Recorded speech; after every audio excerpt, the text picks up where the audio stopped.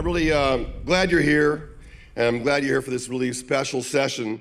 By the way, this is hope you get the right session. This is Conversation with Joe and Anthony Russo, right? You got the right place, right? Also, a big thank you to the sponsor of this morning's session, Pinewood Atlanta Studios, for sponsoring us.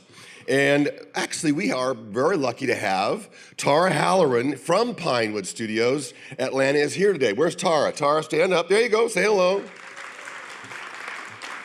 You should go up and say hello to her. Atlanta, you know, it's booming. A big part of our membership now is based in Atlanta full-time because Atlanta production is so incredibly productive. It's kind of redundant, isn't it?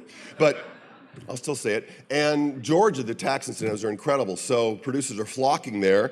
And if nothing else, you want to talk to her because she's got this wonderful Irish accent.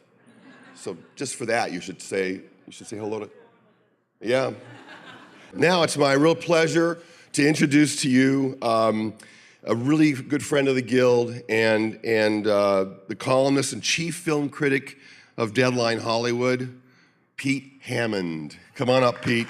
Thank you very much, everybody. I'll see you later on. Okay. Happy to see a full crowd out here on Sunday morning. You're in here for a good time, I think, with Joe and Anthony Russo. And what an extraordinary career they have had so far, both as producers and directors and writers. Of course, their Getaway Productions, I think, is based right here at Sony Studios. And they just started Anthem Pictures for production in China of Chinese-centric movies. Of course, right now, they have the #1 movie of the year, Captain America: Civil War. And it's probably going to stay #1 for quite a while. It's an extraordinary because 2 years ago they did Captain America: Winter Soldier, which I would say is the Godfather Part 2 of anything in the comic book genre. It is, for me, the best there is. And we're going to talk about all of that, and they're producing and everything today, but I want to bring them out. So please welcome Joe and Anthony Russo. I do want to mention, since this is a group of producers, how could I ignore box office figures? So Captain America: Civil War so far has grossed 3.8. Let's see, you're at $1 billion. Yeah, you're at 1.1 billion worldwide right now. So you're the first $1 billion picture this year and the #1 movie. You have a great relationship with Marvel. Incredible relationship with Marvel, with Kevin Feige. He's an amazing producer, very gifted, and you know, we've had a great relationship with them, and it's the reason we're doing 4 movies with them. But the whole producing team there is fantastic. Lou D'Esposito, Vittorio Alonso, Nate Moore, who is the lead producer on Winter Soldier, underneath Kevin. And Civil War. And Civil War, yeah. And anyway, it's an amazing team. We were really grateful for our situation there with them. Being producers yourself, but when you're not producing a movie, what is that relationship like for you? Are you trying to jump in and look at it from the other end, or just there as your job as directors? I think Joe and I have a very comprehensive view. Look, when we started filmmaking, the very first movie we ever made, we were in our early 20s, and it was in the wake of Robert Rodriguez making El Mariachi and writing the book about how he did it for $7,000. So that lit a light bulb off in our heads. We were in Cleveland. We didn't know anything about the film business. We didn't know anything about filmmaking. We just bought some books, and then we started to ferret out people in Cleveland who knew anything about filmmaking, and eventually we cobbled together a movie that ended up carrying us forward into the business. But we did almost everything on that movie ourselves, and it took us like 3 years to make that movie. So I think right from the beginning in filmmaking, we sort of developed this process of understanding every role that's involved in the filmmaking process and sort of appreciating every role. And I think that's something we carried forward with us as we've moved through the business. That movie was called Pieces? Pieces, that's right. It was a non-linear film. It was very experimental. The only movie we can think to compare it to is a movie called Schizopolis by Steven Soderbergh. So if you've seen that film, you might understand what type of movie Pieces is. And thank God Steven Soderbergh happened to be at the Slam Dance Film Festival, because I think he's the only person in the business who would have responded to this film. And in fact, he is the only person in the business who responded to this film. And he happened to walk into a screening, and he called us a week later. And it's really, it's a Cinderella story, but 20-year Cinderella story. That's like fate almost, that he was there. He had the opening night film, I guess, at Slamdance. It is. did, It's really, yeah. I mean, it's our career, when we look back at it, we call a series of shoestring saves. One of which was that Soderbergh saw pieces, because nobody else would have pulled us into the film business off of that movie. He then got Welcome to Collinwood made for us at Warner Brothers, which made a whopping $300,000 in theaters. But luckily, before that film came out, we had secured a pilot at FX called Lucky, and then Lucky led to Arrested Development. So we always say it was a series of shoestring saves. You did a lot of TV, which you produced as well as directed. I noticed, though, on a lot of the television series you've done, Arrested Development, Community, the pilots and things, you split the directing duties as opposed to movies. Is that intentional? Why do you do it that way? Yeah. Well, we started. We do our process with television, and since Lucky and Arrested, we do the pilots together like we do features, because pilots are very similar to features in the sense you're building them from the ground up with just a script. And then what happens when we go to series, we go into a cycle of alternating on episodes where we're not together directing. And we initially started to do that because the Directors Guild is very guarded about granting shared co-director status. It's a very difficult process. It's something we had to go through to get co-director status in the first place. But what happens when you go to episodes of television is they will only pay you DGA minimum for those episodes, unless the show has been on for many, many seasons and is a massive success. They'll only pay DGA minimum, and the Directors Guild will not allow you to split DGA minimum. Each of you has to be earning DGA minimum. So that's initially how the idea came out, but it ended up serving us very well. It's because we're also producing, so we are still connected while we're working individually as directors on the episodes. But it's been a nice way for us to handle our television. Frees us work. up so that if one is on set, one can be producing, and there are things that are happening on a television show that require attention that are not on set. Yeah, but you really are thinking as producers there when you're saving one director's fee there by not directing together. That's right. What was it about television that was so appealing to you? Because here you had launched your film career, Steven Soderbergh, you were in on that world, and then you're jumping into all kinds of, I don't like to call them sitcoms, because Arrested Development is just a brilliantly original show in and of itself, and Community too. They don't fit the sitcom label, but they're half-hour comedy series and all the things you did. What was it about television that was so appealing? We, as Anth mentioned, we were inspired by the independent film scene that was happening in the late '80s and early '90s. That Sundance was bolstering, and that Soderbergh was a product of, and that ultimately we were a product of. And I think it's very apparent now, but at the time we could sense that the independent scene that we loved in the '90s was actually transitioning into television. And I think when you look at content now, you'll see that the TV space has much more adventurous and quirky, left of center content than the feature space does right now. It's just the feature space is a spectacle space. It's about getting people out of their houses to go to the theater when we all have a lot of things in our home now that can occupy our attention. And that was, there were two things that we saw on television that we loved. One was the content. We could have never got a show like Arrested Development made as a movie for the amount of money that Fox gave us to make that show. From a budgetary standpoint, it would never have been equivalent.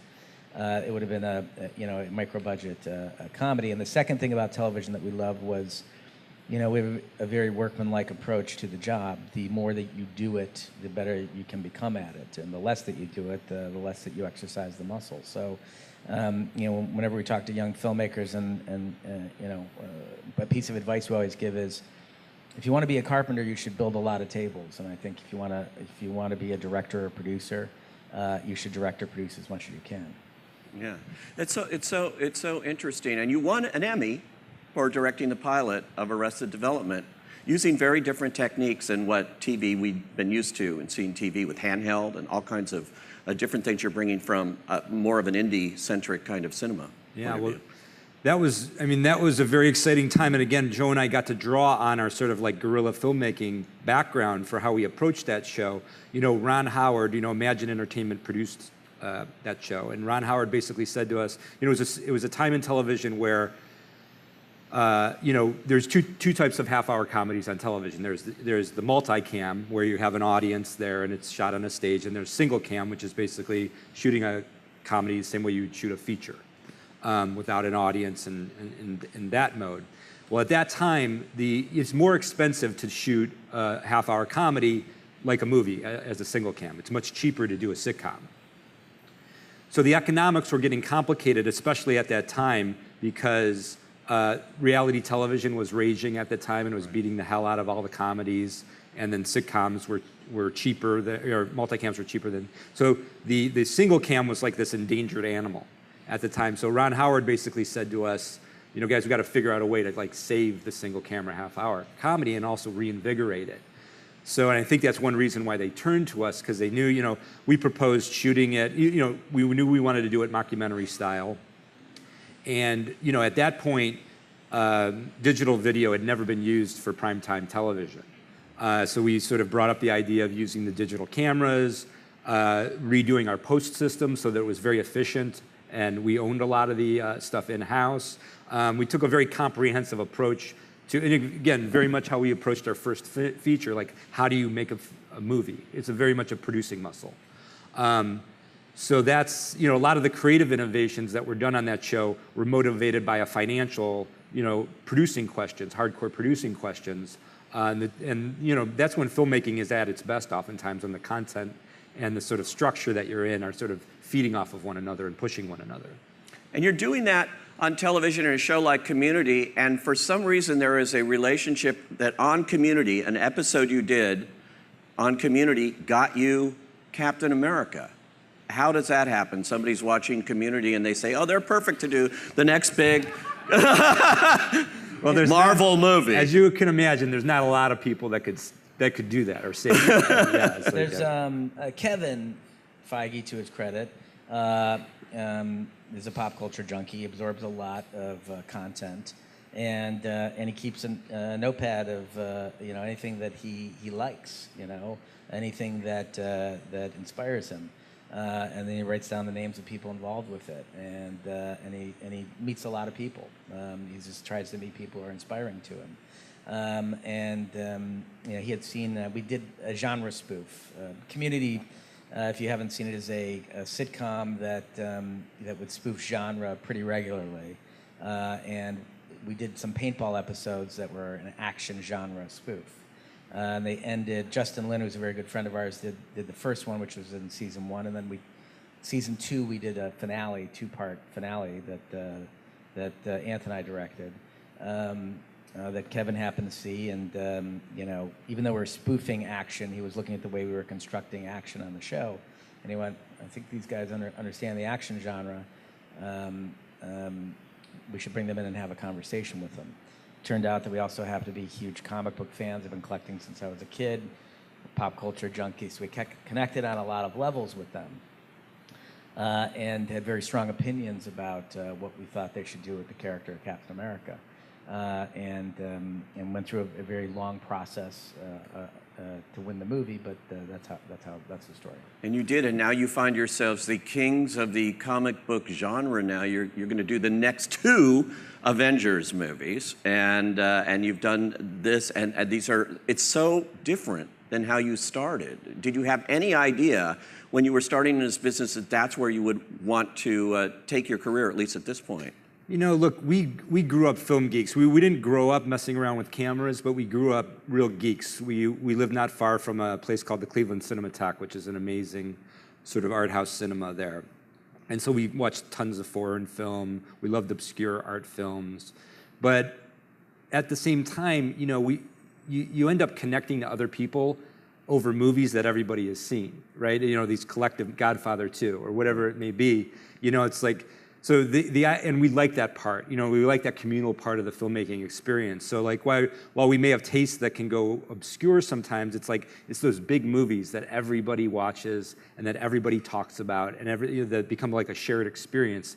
I think is the most exciting aspect of filmmaking for us. So I think, while we started in maybe a weirder, quirkier place that we were able to transition and start making a living off of by moving it into television, I think part of us always knew we were going to be driving toward big films because again, of the importance of that shared experience of filmmaking. What is it about today? You notice people like Colin Trevorrow, who starts off with Safety Not Guaranteed, a small indie movie, and Steven Spielberg sees that and says, you're perfect to do Jurassic World. Yeah, right. I mean, producers, with their producer's hat on, seem to be looking for adventurous directors who have done these very smaller budgeted films. Well, I think that's a process you see throughout this sort of film history and television history. I mean, that's really how we got brought into TV in the first place. Same thing was sort of like, there was this moment where, The Sopranos showed up, and it kind of felt like it was going to change television in terms of what television. There had been great TV before that, but just in terms of being more ambitious on a cinematic level, that show sort of changed things. And so all of a sudden, that's how we got brought into TV. They started to look to indie filmmakers to be like, oh, well, who's out there doing something interesting, who has an interesting voice, interesting style that we can bring into television and kind of reinvigorate television or sort of make it more cinematically ambitious. And I think it's the same process now with the big movies. They're all, you're working in genre, and the danger of genre is that it can become stale, because you're following certain conventions from movie to movie. So for us, we're the kind of guys that are always looking we love genre, but we also like finding ways to manipulate genre and subvert genre in ways that the audience isn't expecting to bring ourselves to fresh places. So I think that the producers of those big movies are very much looking to maybe quirkier sensibilities to help bring into a commercial system to help keep the genre fresh and evolving in a way that remains surprising to audiences. That's what you really did with Winter Soldier. I mean, you took a 70s thriller, and you even have Robert Redford in the cast, and you took something like that, and you put it in this genre, and it became something out of the genre that we'd seen. It was completely different, and it got rave reviews from critics, did really well at the box office. It was the perfect storm. Combining, sometimes Joe and I refer to it as like a mad scientist process. We like to take like incongruous elements and smash them together creatively and then see where that takes you and see if you can hold it together. I mean, that was very much like Arrested Development, for instance, was, it was premised on being a documentary, but it was completely absurdist, and you smash those two things together, so like realism and absurdism. But same thing with Winter Soldier, we went for this, we said, okay, it's a comic book movie and these characters don't really exist, but let's ground, especially because it was so specific to Cap, let's ground them as much as you can in a comic book movie world. Ground it in reality, use a genre like the political thriller, which is a very sort of grounded current events kind of thriller, and sort of smash those together and see what we can do. We like to deconstruct things, and I think that's really behind our work on Arrested Development, our work on Community, and I think casting Robert Redford, being fortunate enough to have him say yes to work on that movie, not only lends great credibility to the project, but also commentary on the genre. We like things that have multiple layers to it because we think that it's more for the audience to chew on. Really, if we want to be crass about the way that you define what movies are, they're a commodity. And the more dense that the commodity is, the more it can appeal to a wider audience, that somebody will find something in the material that is enticing to them. So some people go to see the movie because of they love Robert Redford. Some people will go because it's evocative of the 70s films that he did, the political thrillers that he did. And some people will enjoy the fact that it's one of the first time he's playing a villain. That was one of our favorite movies growing up was Once Upon a Time in the West, where Henry Fonda had a very famous turn as a villain in that movie. And some people say to the detriment of the box office of that film. But we always enjoyed that concept that you took, and if anybody's familiar with the movie, it's one of the great villain entrances of all time. He murders a family. So not only did Leone choose to make him a villain, but he made him horrible villain. But there's so many layers to that, playing with people's perception of an actor and the actor's reputation in the marketplace. And so we're always looking for something that adds a twist or a layer behind it that people can sink their teeth into. What was the budget of Winter Soldier? You remember? I think it was $250, somewhere in that. $250. Yeah. So what was your first day like, walking onto the set, a $250 million movie? You're not producing it, but it's in your hands. Now you're here. It was better than the day we walked on to our first film, Welcome to Columnist, that Soderbergh and Clooney produced for us, which was like a $7.5 million movie that, as I said, made $300,000. But our first movie, Pieces, which we had made with credit cards, Anth and I and our mom and our sister would cook the pasta for everybody to eat all day. We'd show up, we'd set up the lights. I played one of the characters. I'd go put my makeup on. I'd get in front of the camera. Then we'd do some rewrites in between setups, and then we'd help move the lights around. There was about 6 of us working on the movie. Yeah. We'd take the camera, put it in the truck at night, lock the truck up, drive it over to a buddy's house. So, when we showed up on set for the first time for Welcome to Collinwood, we were coming around the corner. We'd been picked up for the first time in our lives by a driver, and we were being driven to the set. And he and I are looking out the window going, as we're approaching this warehouse location we're going to shoot, going, the fuck is going on? There's 18 trucks here. Did anybody, we're supposed to shoot. We were supposed to shoot This is a disaster. And of course, we get there and we realize that it's our 18 trucks. Yeah. Why are all these cops here? What's going on? So it was our first experience on a real set. Making these movies it really is no different than the pressure that you're under producing and directing television. And I would say, having done both, that I find that TV is much, much more difficult. I'm not being comparative. I'm just saying because you are constantly in prep. You're constantly shooting and you're constantly posting, and you're under an incredible deadline every week. And for network television is insane. To do that for 22 or 24 episodes over the course of 8 to 9 months is a grind that is really difficult emotionally and psychologically. And movies, they're more linear. So there's a long prep process, there's a long shoot process, and then a long post process. So it's easier, I think, to focus singularly, where in television your brain is going, you're on set until 9 o'clock at night, then you're in the edit room till 2 in the morning, then you run over to the mix stage and you're mixing till 4 in the morning, and then you sleep for 3 hours in the trailer and you're back on set at 7 o'clock. And so it's a very complicated process. Probably as we're sitting here, you're probably already working on the Avengers things, which are being shot as together, right? As one thing, but they come out in 2018, 2019. Is that it? That's right. They're shot together purely because the scale of cast in the movies is so significant that you can imagine that schedules, the cast schedules, are really the driving factor on how we can produce the film.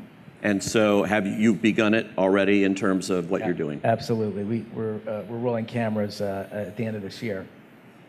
So of course we're in the process of script development right now, and that's for us, we find the thing that is most important on large-scale movies is that the more information that is contained in the script prior to the arrival on set, typically the better chance the movie has at being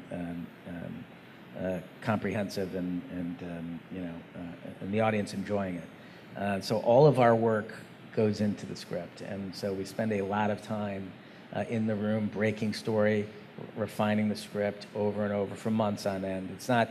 It's a process I think we borrowed from television, which is sitting in a room with the script on a screen. There's a brain trust in there. That's my brother and myself. Marcus and McFeely, who wrote the last 2 movies that we did and are doing the Avengers films, either Nate Moore or Jeremy Latcham from Marvel, and then Kevin will come in and out based on his schedule, and we will work and rework the script. And so I think from a producing standpoint, the the most important thing that I think we do on those projects. You don't take credit as writers, I notice, since like the welcome to Collinwood, basically, on this. Why not? Why do you not want to write your own?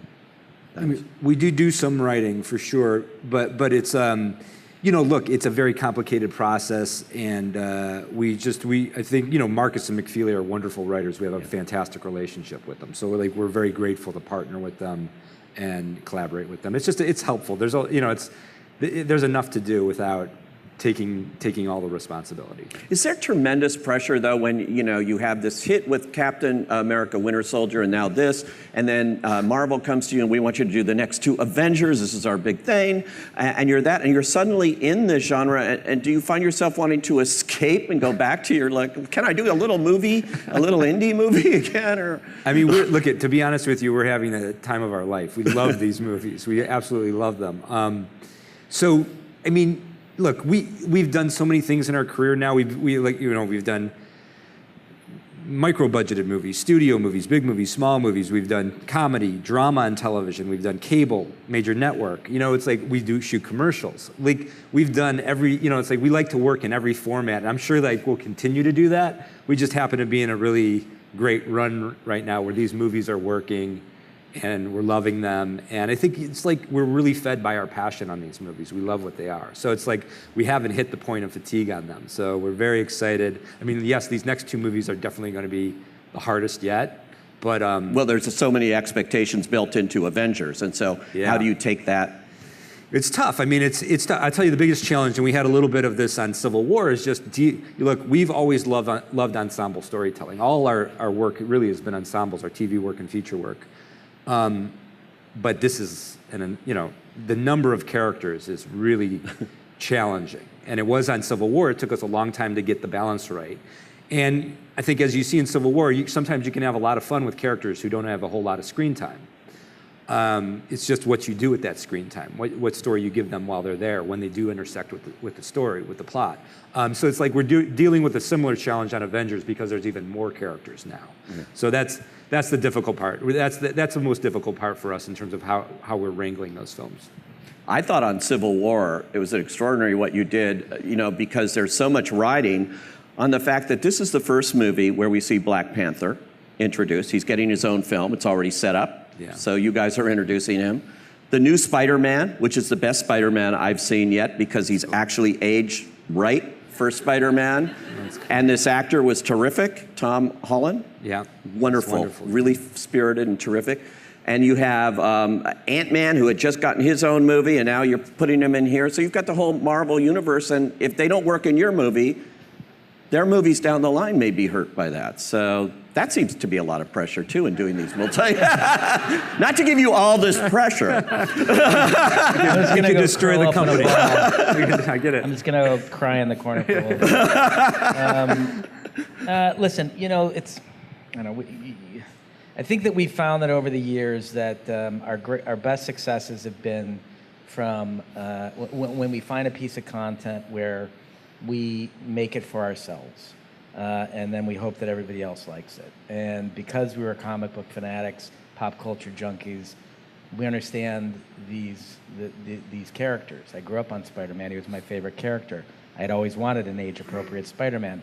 We were fortunate enough that we were putting him in a movie that was bolstered by other movie stars and a brand name, where, of course, the prior franchises were dependent upon a movie star to drive the franchise, and it's very difficult to find a movie star under the age of 20 who can carry a $200 million movie. So we were fortunate enough that we were able to go find a phenomenal actor who was not, driving the box office of the film, who was more age appropriate. But look, at the end of the day, I think if you let the pressure in, we have always found that when you make choices from fear or you make choices under pressure, you make bad choices. And so we really try to block all that stuff out because, honestly, at the end of the day, we're just telling stories. And people are either going to like it or they're not going to like it. And if they don't like it, then we'll move on and tell another story. And that's our job.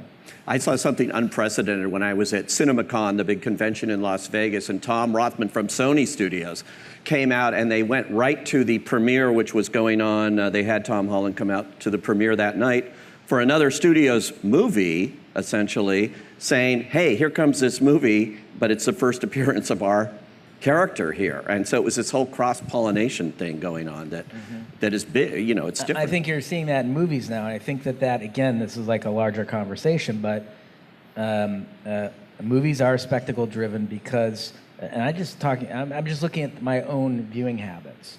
It is very easy for me to sit in my house and pick up the remote and turn on Apple TV and to watch, if I missed it, an entire season of Mr. Robot in one weekend, because it's incredible content. And there's so much, I can't even keep up. I have a list so long that I can't get to, I don't know if I'll get to half of it in the next year and a half.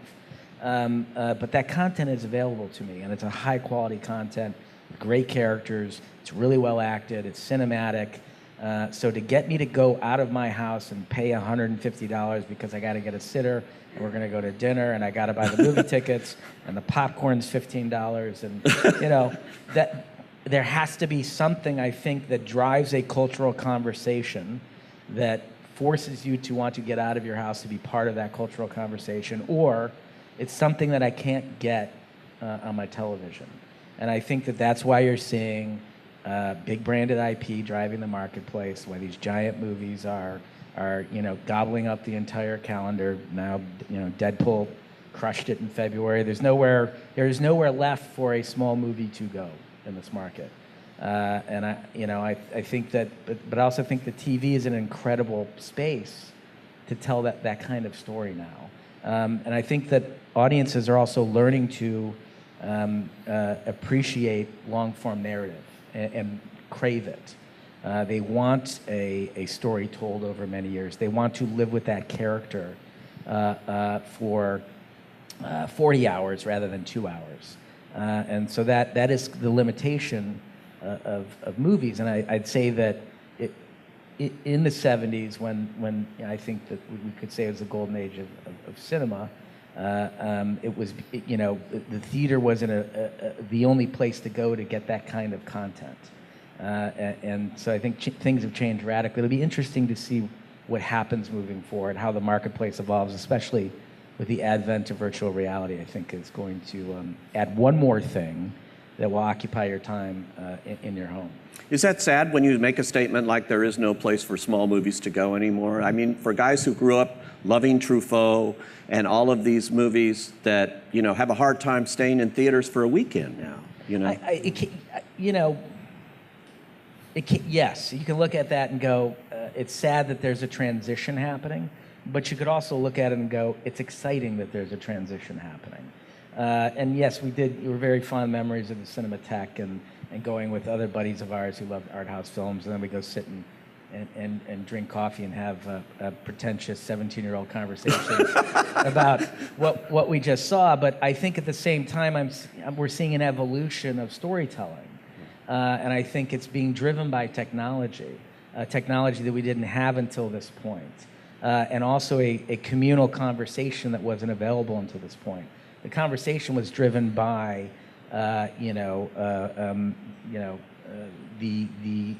whoever the hottest, most recognized critic of the day was, because that you could buy that newspaper and that was how you would Pauline Kael or somebody like exactly. that. Yeah. Pauline Kael was driving the conversation because that was how you could interpret communally what was happening. Now you can get on Twitter, you can get on Facebook, you can get on Instagram, you can text people, and that spreads. And people are now taking hashtags and turning them into headlines. And so a guy sitting in his house in St. Louis can come up with a headline and end up reaching everybody who's looking at the Yahoo News front page. So I think it's all of that in combination is driving us towards a longer form storytelling, which is again what's happening with Marvel. This is just long form serialization, because you have an emotional attachment to those characters, and it's easier then to get you to come out of the house because you go, I want to spend another 2 hours with Captain America. I love that guy. And now that's one more thing that can get you to say, all right, let's spend $100 and go to the theater instead of watching season 3 of Fargo. I had a weird experience, something Joe was saying, like just a reminder of like how radically different things are now today. On Friday night, I went to a screening at Vidiot's, which is a video store in Santa Monica. Yeah. And they have like a little annex now where they'll screen movies. And I walked in there, and Vidiot's is like the for my first couple of years in LA, I lived on that side of town near Joe, and that was the video store you went to find everything you needed. They had everything. It was the greatest selection at Vidiot's, and so I spent a lot of time in there, and I hadn't been there in years and years, but to go back in there, you walk in there and it still looks exactly the same. It has everything set up the same, and it was like being in a museum. It really felt like I was in a museum. It was surreal. I was having this bizarre experience. Yeah, but it's got like that. That was another era. That's so funny. Let me ask you about our sponsor here, Pinewood. You shot a lot of Captain America there in Atlanta, including, I guess, what I thought was all shot on location, the airport scene, which is just the greatest scene, action scene. How did it work shooting in a concentrated studio like this that has been developed for this kind of thing? I mean, we'll say this. Look, we've shot at a lot of places. The Pinewood facility in Atlanta is amazing. It's like we think it's maybe the best studio facility we ever shot at. It's fantastic. It's for a big movie like this. It's perfect. Although they should change the name. It's not really Pinewood Atlanta Studios. It's Pinewood 45 minutes outside of Atlanta Studios. It's an important distinction there. But it's an amazing facility. So yeah, I mean, we need a lot of room. They have a huge backlot. They have tons of land. But yeah, that airport sequence, we only shot, I think, 3 days at the actual Leipzig airport in Germany. It's just, the things we were doing there are so complicated. And, it just interferes with the workings of an airport, and their job is to keep the planes moving, not accommodate a film company. So, but although we got very lucky, it was a unique facility, Leipzig, because Leipzig is about an hour and a half south of Berlin, and Berlin just has this old airport, Tegel, which is very close to the city center, and it's a cool airport, but it's very small. And I think there was a while there where they were thinking maybe they would build a bullet train from Berlin to the Leipzig airport. So they went through this massive expansion of the Leipzig airport to accommodate that, to become like, maybe Berlin's main airport. And then they never built a bullet train. So they have this massive facility that's way underused in Leipzig. So on that level, it was good to use and possible to use. But yeah, so then what we did was, for the more dangerous, complicated work, we built a slab of concrete at Pinewood. Pinewood built this huge pad for us. We surrounded it with giant green screen, and we brought a bunch of airport equipment in there, and we staged, 95% of the scene there. Wow. At Pinewood, yeah. Seems like that's happening more and more. I mentioned to you guys earlier backstage, I live in Manhattan Beach, and there's Manhattan Beach Studios, which has been basically taken over by James Cameron for the Avatar sequels. And, this is a case of a filmmaker, okay, I'll take that studio, and just nobody else gets in. Right, yeah. Yeah. Well, it's good for him for security purposes. But also, I think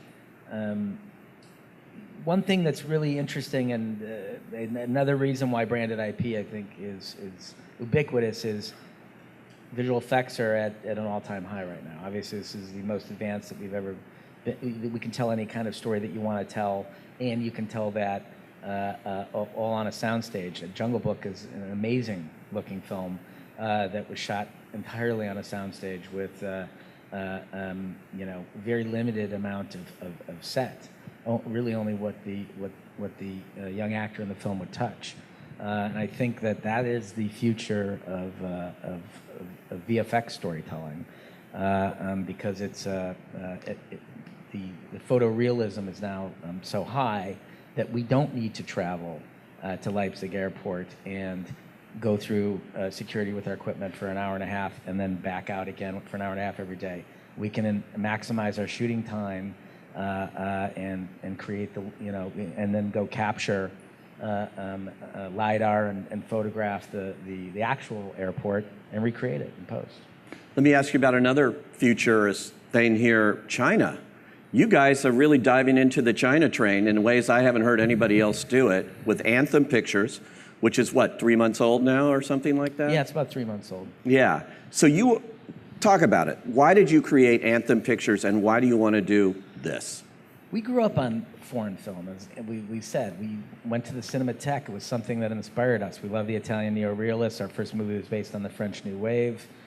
We missed the sort of, it's been a very hermetic period in filmmaking. It's been very U.S. dominant, which is not a bad thing, but I used this word earlier. It's very linear. And it lacks a diversity, and it lacks a cultural diversity. And when we went over there for Winter Soldier, we made some really good friends in the business. And what's exciting about China for us is that it's a burgeoning business. It's fresh.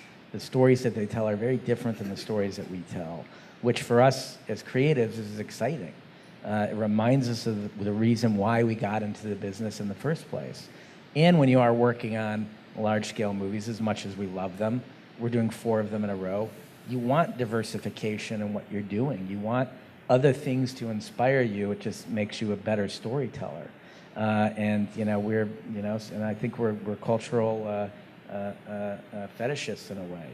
We travel a lot. It's something that we like to do. So it feeds us on a lot of different levels. So what are you doing in China? These are not movies that we're going to see here necessarily. These are movies for the Chinese market that are Chinese movies. Chinese language movies. That you two American guys are going in to make. I mean, it goes back to, look, when we, as we were saying earlier, our first movie, Pieces, went to the Slam Dance Film Festival. And the thing that's unique about the Slam Dance Film Festival is that it's run by filmmakers. So oftentimes after you have a movie play there, they'll ask you to stay involved with the festival. And Joe and I ended up staying really closely involved with that festival for a good 10 years. We were on the selection committee for much of that time. And we still periodically are involved in the festival. But, we went through a process with Slam Dance where, your job is to identify interesting filmmakers, interesting films, interesting voices, interesting expressions, and sort of like to help bring them to audiences. That's what the film festival does. And that's what the business does in a lot of ways too. So, I think, and that's how Soderbergh functioned for us, basically like sort of identifying us as something interesting to him at least, and thinking that we were viable within the business and helping us find a way in, It's a very specific role that we've been a part of on both sides, through the festival and through our work in the business. So I think for us, it's just an extension of that process where you're looking for interesting voices, things that excite you, things that surprise you. And if you can lend some help to that process, that's a great role to fulfill. And that's basically what our mission is in China. Is how can we take, they're going to make movies whether we're there or not, obviously. They have a very robust domestic business. But, in the same way that like Joe was describing, if you just stay stuck within Hollywood, it can get a little, limited. And I think they're feeling the same thing. They want to transcend their own borders, their own experiences, their own domestic sensibilities as well. So I think having somebody come in like us, we have different experiences. We have, the special effects work that we've been exposed to through our work here is radically different from what they typically can produce there in China. So there's different things that we can add to their process to help dimensionalize them in their filmmaking process. Yeah. What's the capitalization on this company? I read somewhere $100 million that is coming in to help fund these movies, or there's a co-finance fund that's $100 million. There's some overhead involved for a company, but and then there's the $100 million in what I would call jumpstart funds. To finance the films themselves, help jumpstart projects or co-finance them. And do you know the filmmakers? You're picking and choosing the filmmakers based on stuff you've seen, like Soderbergh, as you say. Exactly. Absolutely, and we spend a lot of time over there. We're going to the theaters a lot. We're watching movies, having dinner with a lot of people. For the past 2 years, we've probably been to China once every other month. We go, so we go a lot, We happen. It's really a kismet thing. We became very good friends with some folks in the business over there when we were doing Winter Soldier. We were there for a week and a half, and we met some people. We had some dinners, and there's something they asked us to do, and we said, yeah, this is really compelling and interesting. And the other thing that's really cool about it is that the market was developed outside of Hollywood. So it has its own perspective. It hasn't been co-opted yet in the way that the U.S. market has kind of co-opted markets around the world. So for us, that's exciting because there's some really interesting stories coming out of there. There's some really unique movies. Their voice is very, very different than our voice, and I think that's a great thing.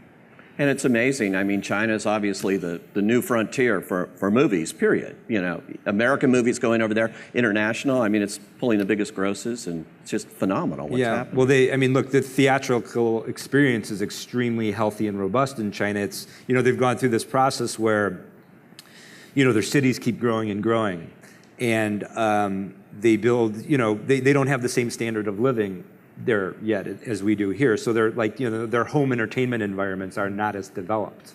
So the movie theater is an extremely important experience to them still there, on a family level, to get out of your house on the weekend. And so it's a big centerpiece to all the, as those big cities keep expanding, all these new neighborhoods, when the big centerpieces to them are the movie theater complexes. So the thing that sparked this for us, there's a gentleman named Song Ge that we work with, who asked us to do the company with him. And we had one of our first dinners with him. It was a meet and greet, and I remember him describing a story where he was, I said, how did you get interested in film? Because he runs a company called Beijing Culture over there, which did a movie called Monster Hunt, and he did The Monkey King, which are both very popular films last year in China. And he said, well, when I was young, I got on my bike and I rode 2 hours to the next village to watch a movie called Once Upon a Time in the West. And I went, that is... Had you at hello. I said that is why... or whatever the Chinese word is. Then, we started talking about movies, and there's a great appreciation there. And, it's an outlet it's a creative outlet in a market where you can find more interesting stories, I think, than more diversity of storytelling than you can find here right now. And I think that we're going to see a lot of this coming up. We just happen to be in a position where we met somebody where it happened sooner for us, but you're going to see a lot going back and forth now. Because of what I was talking about earlier, is I think that the market moving forward in the U.S. is going to be driven by large-scale movies occupying calendar space, where it's going to be harder for smaller movies to breathe. So you're either going to be, I think, working in big branded IP in the theatrical space and quirkier, character-driven content in television. And what are the other outlets moving forward? And I think VR is going to be a fascinating conversation when it finally reaches a saturation point on a consumer level, because that lends a whole nother opportunity for a different kind of storytelling. It's fascinating to me, but I'm so encouraged for the Chinese people that they want the theatrical movie experience as we move closer to watching movies on our keychains. I think that's a real promising thing, and it makes my heart feel very warm. And that's also true for many markets like Brazil, and a lot of the big markets around the world are still in that position where the theater has that position, which is great. Yeah, that's cool, because we hear theaters. We always have heard this through all of time, that theaters are going away. I hope they never do. Yeah. I want to ask you, before we turn it over to some questions from the audience, Getaway Productions is your American production company here. It's based here at Sony, I think, right? That's right, yep. Now, is that named after the Steve McQueen Getaway or the Alec Baldwin Getaway? Or how did you name Getaway Productions? All of our companies are named after Steve McQueen films. And I will say this: we did watch your video review of Civil War, and I don't know if it's in your office or where you did that. Yes, it's in my house. There's a bullet poster behind you. Italian bullet poster. Yeah. It's the best bullet poster they're out there. We have a commercial production company called Bullet. Yeah. So Yeah. we're slowly working our way through. Greatest all the movie, movies. greatest car chase still for me, even better than French Connection. Well, and also a great movie to study because it's a very simple character. The character doesn't change over the course of the movie. It's all about the action and how the character engages the action. And that car chase, why it's so great is because it's really about the thrust of that film. It's the core of what the essence of what the movie is about, is that that Bullet has to uncover what's happening in the movie. So I think for us, it's really been representative. And Captain America is in a lot of ways very similar to Steve McQueen characters. Those characters have a tendency not to alter very much, the McQueen characters, and we love that. It's driven by a concept. The character's put into a concept. Look at the Thomas Crown Affair, and he has to escape the conflict. Cap is very similar. He doesn't change much. He's like Rocky Balboa or a Steve McQueen character. So those were big movies, very impressionable films on us. We loved genre growing up. Steve McQueen was one of our favorite actors, and in fact, the guy that I used to imagine in my head when I would read Captain America comic books, because I always thought that Cap was very square. And I thought, well, if Steve McQueen played him, it would be a lot more interesting. So as I read the comics, I would imagine Steve McQueen as Captain America. Is this why you're coming on as producers of another Thomas Crown Affair movie with Michael B. Jordan? Talk about diversity in casting. This is what diversity means to me. It's colorblind. And so you're going to produce this in a role that's, with Steve McQueen and then later Pierce Brosnan with Michael B. Jordan. We're actor obsessed. And Michael Jordan to us is one of the great actors working today. And I remember something that we do just because I used to be an actor and is not dissimilar to what I talked about with Kevin earlier where I'd write things down. I write down performances that I see. And when I saw him in Friday Night Lights, I wrote that down and I went, we need to meet with him. This is amazing. This charisma, the energy that he puts into the character. He loses himself in the character. And so we met him about 2 years ago. And I've become good friends with him. I love him on a personal level. And I think he's an incredible actor. And I thought, this is a really, if what the market is moving forward is branded content, this is a very, very interesting way to approach a reinvention of Thomas Crown. He loves the original movies. We love the original movies. And let's see if we can find a different way into the storytelling. Is this through your Getaway production company? It is. Because I noticed you're doing something with STX now, too, or talking about it. There's a project called 17 Bridges, which, again, is genre. There's a consistency for, what we do. There's a love for genre. We grew up on it. Our dad, having an emotional connection to genre movies, we would watch The Late Show with him in the 70s when, 2 years after movies came out, they would be on television, or 3 years. Yeah. And a big thing that we would do is watch, The French Connection together on The Late Show, or any number of 70s political thrillers. And so genre is important to us. And so 17 Bridges is a New York-inspired thriller where New York City is literally shut down, or locked down for 90 minutes. And so it's a bit of a real-time thriller, and there's an inciting incident. There's a reason why it's under lockdown. It's cool. How do you guys have all the time to do all this stuff with your production companies in China, these massive movies here, and you just know how to make it all work together? And I think a lot of it is our TV work. I mean, look, one thing is just our nature. We love what we do. We're really voracious in terms of sort of working as directors, but also as producers. And I think we really developed that producing muscle in our TV work. There was, at one point, we were producing 3 TV shows, executive producing 3 TV shows, Community, Happy Endings, and Animal Practice. We had 7 stages on the Paramount lot. We just go around in a golf cart all day long, stages, between the 3 productions. We just, you like Joe said, if you make a lot of tables, you get really good at making tables. So it's like, we have a bandwidth for work, and while you can only direct one project at a time. we are able to contribute and be valuable as producers, while we have a different job as directors. So we're just enjoying that aspect right now. It's a high-functioning form of ADD. More or less. Yeah. This guy just held up a big giant sign that said 15. I don't know if that's a prop from Wheel of Fortune or my cue to throw it to the audience. But we have 15 minutes for questions. And look at all of them already. Okay, producers have questions right there. Hi, my name is Stephanie Bell. I'm a producer, obviously. I have a question that's maybe sacrilegious to ask, but you do producing and do directing. Have you ever considered one of you doing your own project without the other? And have you found over the years that you prefer to do one over the other? Do you prefer to do the directing versus the producing? I don't know. I mean, we can all each answer the question. I mean, I prefer directing. I do love them both, but I do prefer, I think of myself as a director first. And, our process just developed kind of naturally together, working together as directors. And it's something we've really enjoyed. And we have worked, like you mentioned, individually as directors on our TV episodes. And it's something that we might do, but we don't really have any plans. And, we just really enjoy the collaboration. Thank you. Okay. Hi, my name is Richard.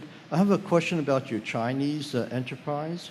Are you going in there to really mentor Chinese talent, Chinese content creators, writers, and directors, and to help mentor them into creating projects that have more of a global experience? Or are you bringing American independent filmmakers into the Chinese market to work in that culture? No, we're going there to mentor. I mean, that's a relationship with Sangha was just, again, we connected as people who love movies, and he said, I want to do a venture where, you guys can come and mentor young Chinese filmmakers and offer lens support, production support, creative support. And again, there is a cultural tradition of storytelling that's thousands of years old.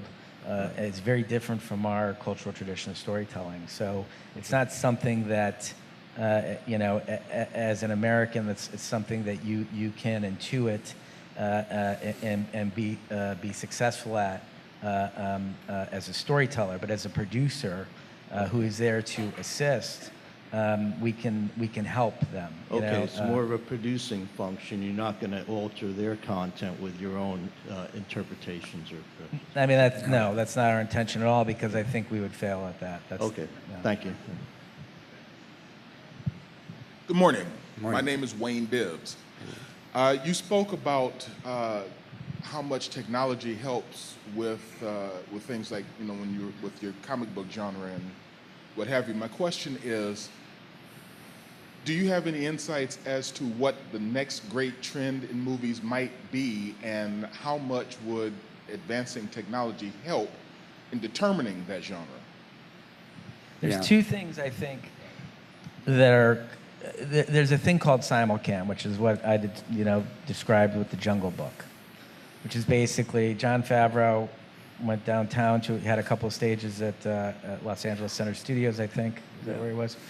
And basically he had one actor, one live actor, and everything else that you see in that movie is CG. And he had the actor interacting with mocap actors. And only the dirt that the actor would touch, or a tree, or a tree trunk, or a leaf, would be placed on the stage. So literally the set was about as big as this aisle. And everything is sensors in corners of the stages. And the camera operators can see a pre-designed universe through the eyepiece. So when they would point the camera at the child actor, they could see the jungle. If they moved this way, they would see a different aspect on the jungle. This is the same process that Cameron used for Avatar and is using on his new Avatar films. I think that you'll find that a lot more movies will be created that way moving forward, because it's a highly efficient way, because now technology is catching up to us, where you don't have to take an entire crew and go shoot in a jungle, which is very difficult. It's hot. There can be equipment problems. It's remote. It's difficult to get, to and from a hotel. You might have problems getting equipment in or out. or you can go down to Los Angeles Center Studios and make a really exceptional piece of content that it makes $1 billion. I think you'll find that moving forward is going to be a critical piece of technology. Further out than that, I think VR is going to be the next thing that introduces us to a level of storytelling that we have never had before, which is the choose your own story in a photoreal world. It's interesting. Did anybody see this headline that Elon Musk made a couple days ago, where he talked about that he's made an argument that this is not based reality? That there is a 1 in billions chance that this is based reality, because he knows where the technology is going. Is that maybe in 50 years from now, you put on a headset, and it is almost the equivalent of reality, because it's so photoreal, and there is a randomly generated universe in that headset that a computer is driving, that has an endless amount of choices that you can make in that universe, and so that is a compelling. And we were talking earlier. Look, we've known storytelling in a visual medium for 100 years to be 2-hour films. What I was getting at earlier was, well, television is now just advancing us towards VR, which is long-form storytelling over many, many hours. And then when you put on a headset, it's going to become immersive storytelling. I'm sure there'll be addiction problems, and you'll find that friends will disappear for days on end. But I think that is where. But not if we can all enter each other's virtual reality. Then we're saved. Hi, my name is Stephanie Johnson. One of my favorite movies is 3 Days of the Condor, so I'm all with you guys. I know you work in the comic book genre and you're working with the Chinese market. Are you open to other avenues of material coming your way? Absolutely, and always. I mean, that's the exciting part of the business for us. And if you look back at our careers, every choice that we made was bless you, was an experimental choice. So we're always looking to deconstruct things, or we're looking for something that feeds us, and that is bless you, and that is it's bad allergy season right now. That is a challenge, or offers a dimension for a voice to be heard that can be valuable to diversifying the landscape. That's what gets us out of bed every day. It's not the grind of the film business that gets us out of bed. It's the promise that there are creative and interesting ideas that you can help see the light of day. But you do get, it's interesting because on a business level, you can get there's a tendency to stick within a specific genre or a specific thing. Like when we, for instance, we spent 10 years basically in comedy television. We always said during that period, like, if you had ever asked us when we were starting off as directors that we would be known as comedy directors someday, we would have never believed you, because it was not necessarily, we sort of love all genres, but it wasn't something we set out to do. When we met Soderbergh after Pieces and he advised us to write something for our next project, we basically went into a several-year cycle where we wrote 3 scripts, only one of which was a comedy. And when Soderbergh formed his company with George Clooney, it's called Section 8, and he had sort of an infrastructure to produce something for us. We gave them those 3 scripts, and he picked Collinwood. He picked the comedy, and that sort of became a chain reaction from there. So yeah, and we were, there was many years there where it was hard for us to leave TV comedy because we were getting all the best scripts. Everything was coming our way, and we were doing very exciting work there that we liked a lot. But we were looking for a long time how to transition out of that and go do a feature again. And so when Captain America came along, it was kind of ironic because we had been planning for many years at that point and kind of ramping up to do an action movie. And it just we ended up being able to pour all that creative capital we were building for action into the Captain America experience. By the way, Collinwood was very good, and it was a remake, our American remake, A Big Deal on Madonna Street, one of the greatest comedies I've ever seen. Yeah. Italian comedy, yeah. Well, that was a good example. That movie, Big Deal on Madonna Street, was so interesting because that's one of those films that for whatever reason didn't get distributed well here in this country. It's hard to find a copy of it even. It's like, it's hard. Some films are hard to understand why they're so hard to get a hold of. But we couldn't talk to anybody about that film. Like nobody knew it. So I think that's where the first light bulb went off. Oh, maybe we should try to remake this. Nobody knows this film. But anyway, so you can get stuck in certain genre work, and now we're known for comic book movies, so it's like, yes, a lot of work comes our way as producers for that genre, et cetera, or action because of the action in these films. So while on one level you do take advantage of that you get known for a specific thing, and then a lot of energy starts flowing your way that is about that thing. You also want to always remain open to new opportunities, and when the right time is to do something completely different. So, yeah. Hi, John David Weir, 168 Films. I'm a director from Columbus, Ohio. All right. Go Cavs, go Browns. All right, thanks. My question is, you mentioned the diversity is lacking in American cinema, and that may be true at the top. I wondered what you think about, first of all, is how closely is the diversity related to people imitating what's successful and connected with the almighty dollar, as well as is there more freedom? And I mean on both sides. I mean the gatekeepers as well as the writers imitating what sells. And is there considerably more freedom in China for you guys? Creatively? I mean, look, one thing I always loved about the film business, and I sort of started to get this impression early on, is that it's like, I always call it like a cowboy industry. It's sort of, it doesn't matter who you are, where you come from, what you do. It's, it doesn't matter where you went to school. Like none of that matters. All that matters is whether or not it's basically built of a range of crafts, whether you're talking about directing or writing or producing or any of the other range of crafts that are involved in filmmaking. And it's like, if you can find an opportunity to learn that craft and practice that craft and get good at that craft, then there's sort of roads available to you within the industry. So it's like, and that was always very exciting to me, is that the business did kind of fundamentally work like that.